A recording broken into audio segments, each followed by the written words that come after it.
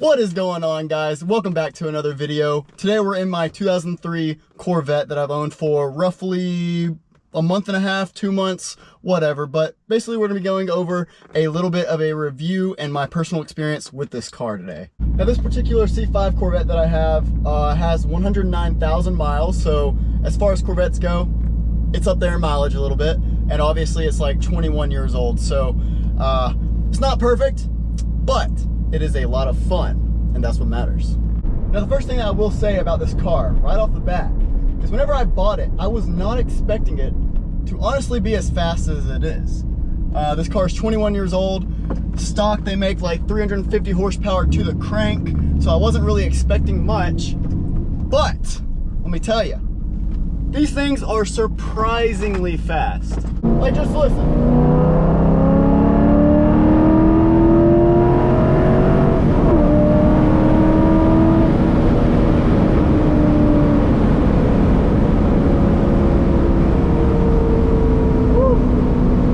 All I'm saying is, for 2003, it's impressive for a stock car.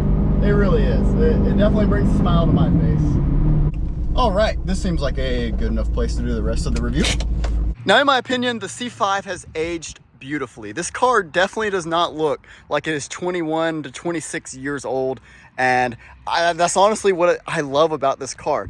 These things do not cost a lot of money anymore. After years of depreciation, they are fairly affordable to buy, and just about anyone could really own one of these things and have a very good looking sports car to drive around. The C5 has a very long front end, which is pretty common on all Corvettes except for the newer C8, obviously.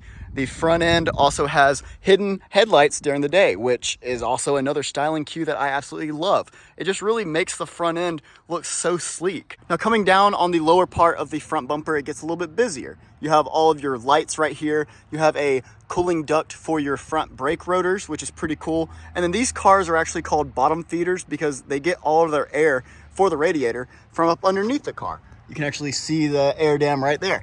Now on the side, the C5 has a cool little vent that goes all the way down on the bottom of the door, which I absolutely love. I don't know why, but I've always been a sucker for cars that have either a side vent or side scoop on them, like the new Edge Mustang, the new C8. I just love cars that don't have a bland side profile. It just really makes things look better for me. Now, the rear end of the car is honestly my least favorite. It's not really that bad looking. It's just, I like the side profile and the front better on this car. Now, maybe if it had circular taillights like the C6, now C6 taillights on a C5 would be awesome.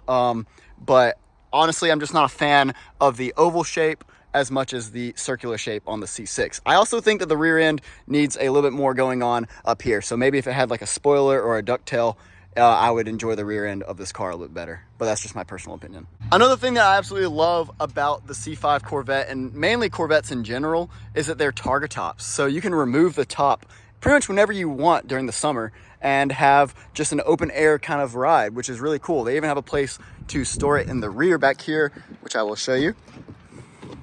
It literally just fits right here in the back, which is pretty cool.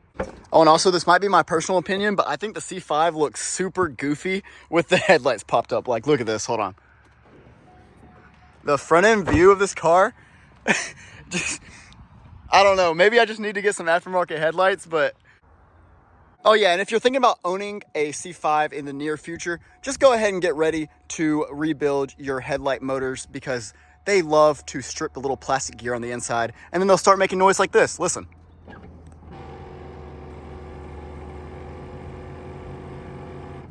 Yeah. Another thing that I learned very quickly into owning this car is the fact that this thing sits super low. And it's not just because I have a front lip added onto this car. It was literally scraping everywhere even before I put the front lip on. Now it's just even worse. But the fact that this car is a bottom feeder, so all the radiator air is gathered from these little air dams down here. Yeah, those things scrape on literally everything. I'm talking about any kind of incline that you're going up. Just go ahead and be prepared to hear those things rubbing on the ground or any big bump in the road. It's insane how much this car scrapes. Now, as far as the inside of this car goes, there's really not much to be said. Pretty much all of the inside is going to be black vinyl or leather, and it's honestly the worst part of the car. I mean, we have Corvette up on the passenger airbag, and then we have an old school style radio.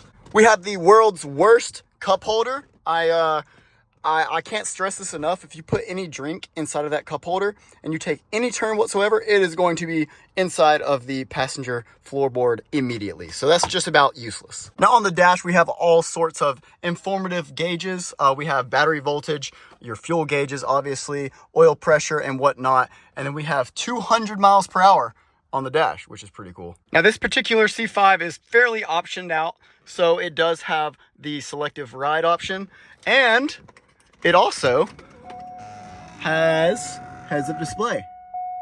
Now, like I said before, guys, this thing definitely surprised me with how fast it was, or how fast it seemed to me based on how old it was. And that's pretty much because it has a 5.7 liter V8 in it, baby. Now, the 5.7 liter LS1 V8 that comes in these cars is awesome, guys. They sound great. They're cheap to build. They react to mods fairly well. And honestly, I'm super happy with it. There's only really one big issue with the LS1 in these cars, and really the LS2 and LS3 and pretty much all of the C6 and C5 Corvettes. The harmonic balancer has a tendency to actually fall apart and then come off of the car. So that's something to look out for whenever you're buying one. You'll notice it because if you start the car and you see that pulley, the big pulley down there wobbling, yeah, it's about to come apart, and you want to get that replaced as soon as possible. Now, other than the fact that the harmonic balancer can just fall off the car anytime until you get that thing replaced with an aftermarket one, I really don't think that there's anything else negative to say about this engine. I mean, it has great low-end torque. This thing really just performs really well. And not only is the engine awesome in this car, it also has an amazing transmission from the factory. These things come with a T56 6-speed manual from the factory. You can also get a 4-speed auto, but those things are disgusting. I don't recommend you get one of those. Get the 6-speed. Also, here's a little fun fact. So the engine is obviously mounted in the front of the C5 Corvette, but the transmission is actually back here, and it's connected by something called a torque tube. Which brings me to the other downside of buying an old C5, and arguably the last downside of buying one of these cars. So the torque tube that connects the engine and the transmission is basically like a drive shaft, but it's encased inside of a metal tube.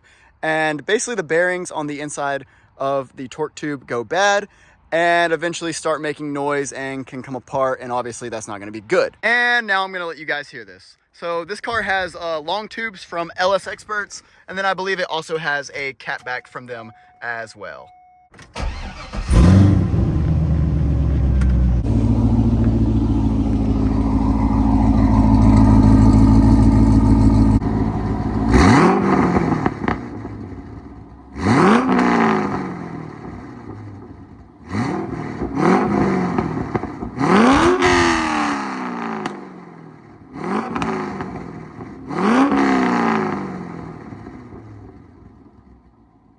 Now, in my personal opinion, this is probably one of the best bang for your buck cars out there right now. And the fact that it comes with such a great engine and also a great transmission in it, it just makes it a really good platform to start building on. Like, throw you a little cam in here, do a little bit of head work, and you're gonna be running up there with all of the new performance V8s on the market, which is pretty impressive. Now, the next time that you guys see this car, it is gonna have the BTR Stage 3 cam that I ordered for it installed finally, which is gonna make this thing sound absolutely awesome and also perform a lot better. I have no idea how much power it's actually going to make. We're going to have to put it on the dyno after this cam is installed and find out. If you enjoyed the video, guys, please leave a like and subscribe, and also comment down below your opinion on the C5 Corvette. Do you think it's one of the best cars that you can buy right now for the money?